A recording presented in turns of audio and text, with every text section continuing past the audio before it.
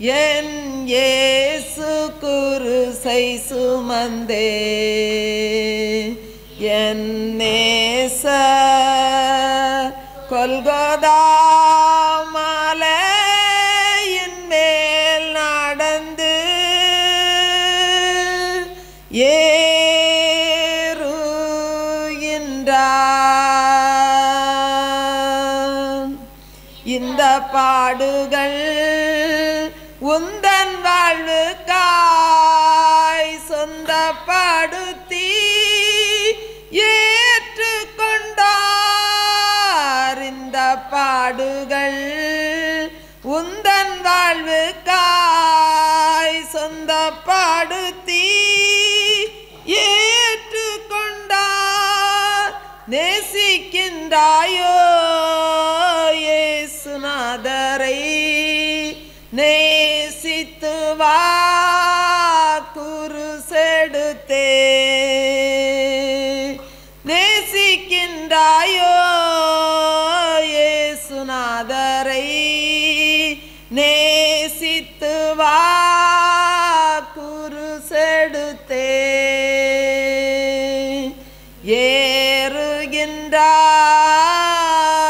ஏறுகின்றார் தள்ளாடி தவழ்ந்து களைப்போடே என் இயேசு குருசை சுமந்தே என் நேசர் கொல்கொதா மலையின் மேல் நடந்து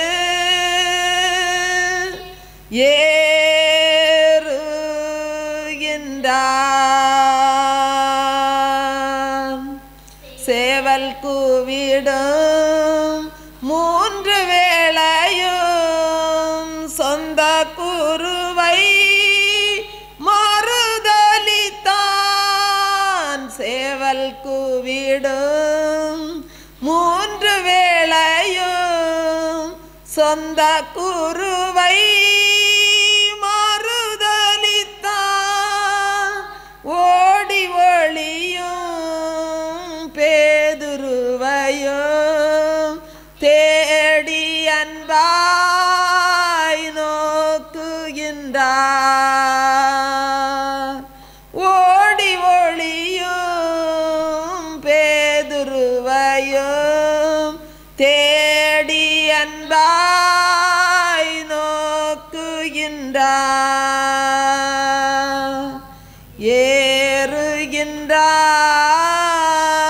ஏறுகின்றார் தள்ளாடி தவழ்ந்து களைப்போடே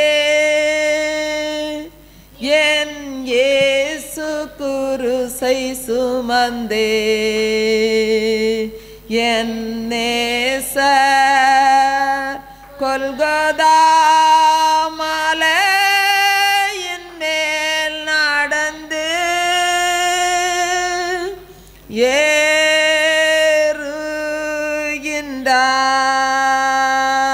ஏறுகின்றார்.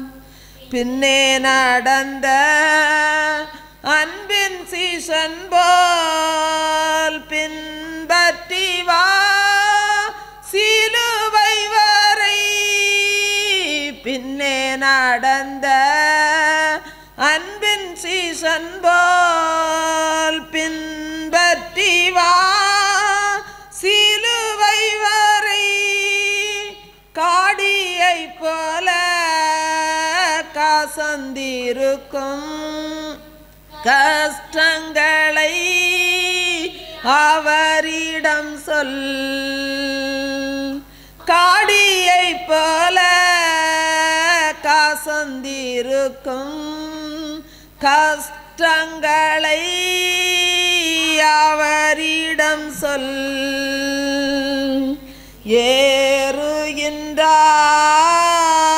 ஏறுகின்றார் தள்ளாடி தவழ்ந்து களைப்போடே என் இயேசு குருசை சுமந்தே என் நேசர் கொல்கதா மலையின் மேல் நடந்தே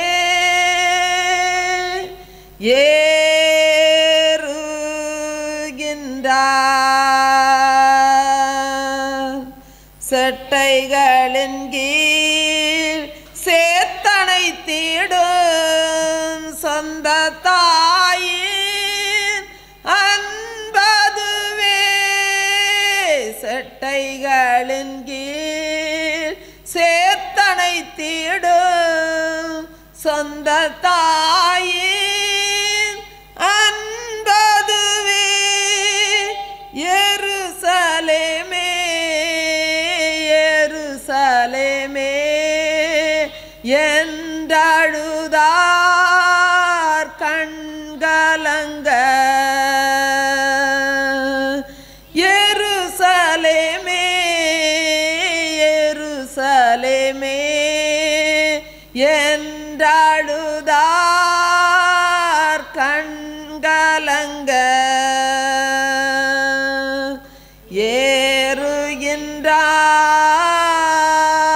ஏறுகின்றார் தள்ளாடி தவழ்ந்து களைப்போடே. என் இயேசு குருசை சுமந்தே என் நேச கொல்கதா மலையின் மேல் நடந்தே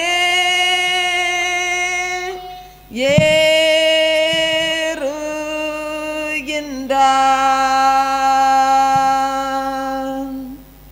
அல்லேலூயா அல்லேலூயா அல்லேலூயா. லூக்கா 23வது அதிகாரம் 34வது வசனத்தை வாசிக்கலாம். லூக்கா 23:34. அப்பொழுது இயேசு, பிதாவே இவர்களுக்கு மன்னியும், தாங்கள் செய்கிறது இன்னதென்று அறியாதிருக்கிறார்களே என்றார். அன்பானவர்களே, இயேசு சிலுவையில் தொங்கிக் கொண்டிருக்கும் போது சொன்ன முதல் வார்த்தை பிதாவே இவர்களுக்கு மன்னியும் என்பதுதான். அன்பானவர்களே, சிறு பிள்ளைகள் தவறு செய்தால் நாம் எளிதில் மன்னித்து விடுவோம். ஆனால் ரோம அதிகாரிகளும் போர் சேவகர்களும் யூத ஜனங்களும் ஒன்றும் அறியாதவர்களா? அவர்கள் நன்மை தீமை அறியாதவர்களா? அவர்கள் சிறு குழந்தைகளா? அவர்கள் விவரம் தெரியாதவர்களா? அவர்கள் விரலை வாயில் விட்டால் அவர்கள் கடிக்க தெரியாதவர்களா?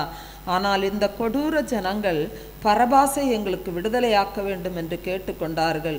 ஒரு குற்றமுமே செய்யாத இயேசு நன்மைகளையே செய்து வந்தவர், இறந்தவர்களை உயிரோடு எழுப்பினவர், குஷ்டரோகிகளை சொஸ்தமாக்கினவர், பிசாசு பிடித்திருந்தவர்களை விடுதலையாக்கினவர், குருடர்களுக்கு பார்வையளித்தவர், செவிடர்களை கேட்க வைத்தவர், இன்னும் எத்தனையோ அற்புதங்களை செய்த இயேசுவை அவர்கள் சிலுவையில் அறைய வேண்டும் என்று கூக்குரலிட்டார்கள். ஏனென்றால் இந்த இருளின் ஆதிக்கமானது இந்த ஜனங்களுடைய கண்களை குருடாக்கி வைத்திருந்தது.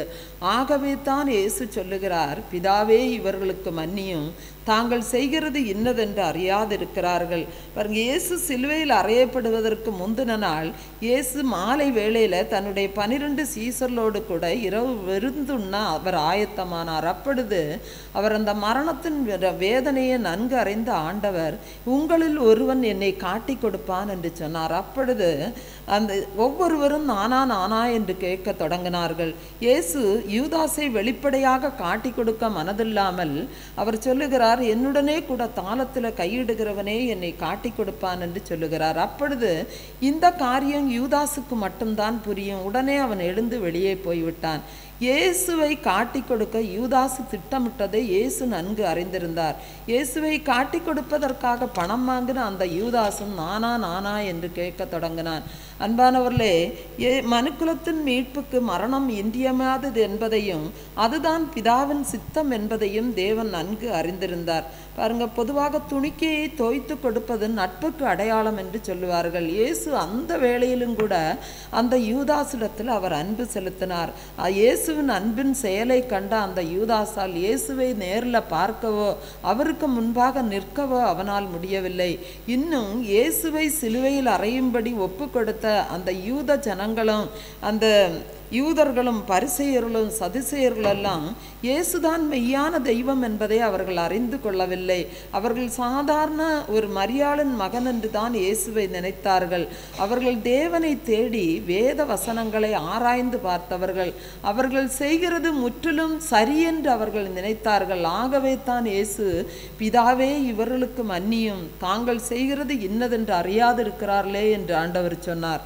அன்பானவர்களே, இயேசு சிலுவையில் மொழிந்த 2வது வார்த்தை லூக்கா 23வது அதிகாரம் 43வது வசனத்தை நம்ம வாசிக்கலாம்.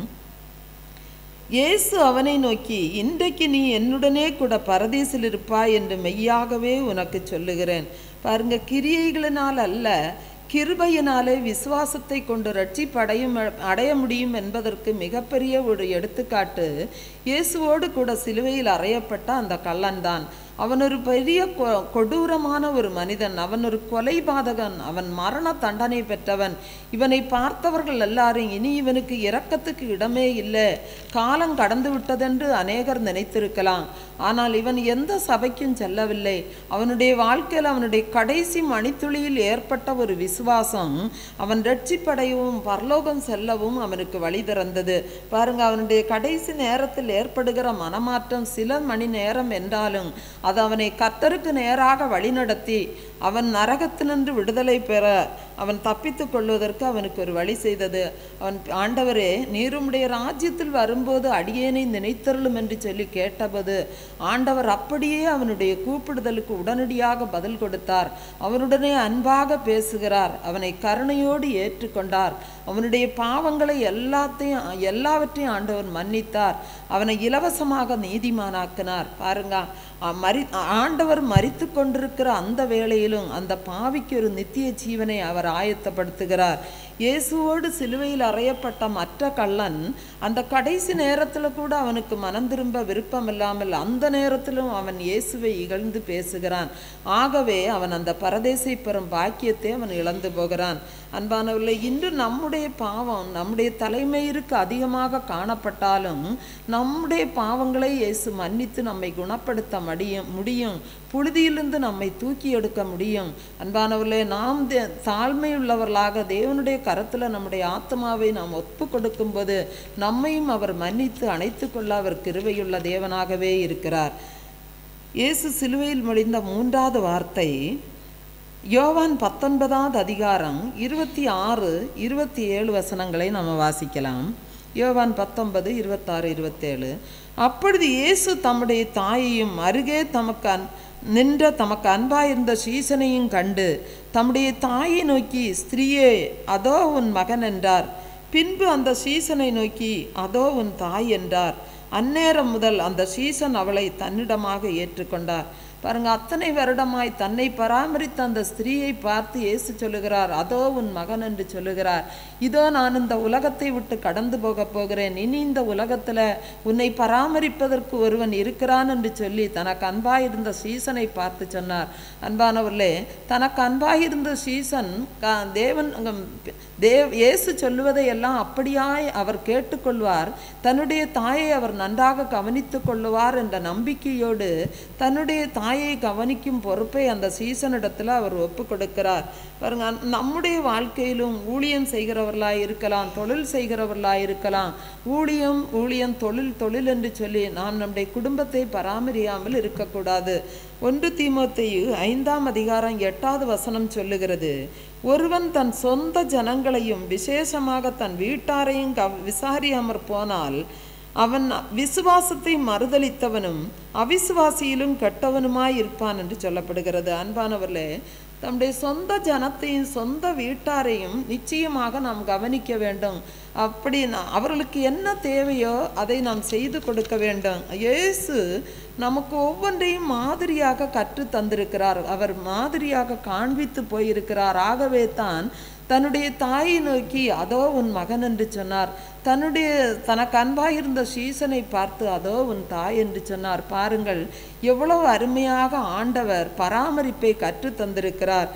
அன்பானவர்களே, நாமும் கூட நம்முடைய குடும்பத்தாரிடத்திலும் ஜனங்களிடத்திலும் அன்பு செலுத்தும் போது தேவனுடைய ஆசீர்வாதங்களை நாம் பெற்றுக்கொள்ள முடியும். இயேசு சிலுவையில் மொழிந்த 4வது வார்த்தையை நாம் தியானிப்போம். மத்தேயு 27ஆம் அதிகாரம் 46வது வசனத்தை நம்ம வாசிக்கலாம். மத்தேயு 27:46. 9ஆம் மணி நேரத்தில் இயேசு ஏலி ஏலி லாமா சபக்தானி என்று மிகுந்த சத்தமிட்டு கூப்பிட்டார். அதற்கு என் தேவனே என் தேவனே ஏன் என்னை கைவிட்டீர் என்று அர்த்தமா.